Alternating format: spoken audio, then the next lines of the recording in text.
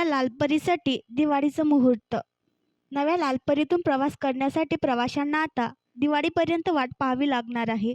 गेल्या वर्षभरापासून रखडलेल्या साध्या स्वमालकीच्या गाड्या खरेदीला मुख्यमंत्री एकनाथ शिंदे यांनी मंजुरी दिली आहे. यामुळे 2400 तयार गाड्या एसटी ताफ्यात दाखल होणार आहेत.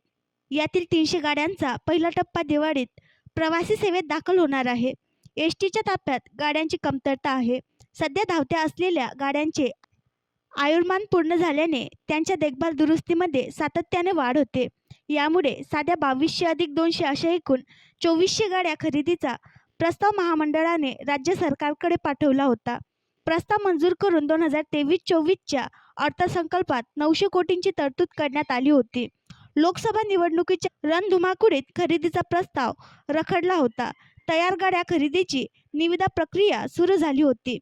आता त्यावर एसटी महामंडळाचे अध्यक्ष आणि परिवहन मंत्री एकनाथ शिंदे यांची स्वाक्षरी झाली आहे.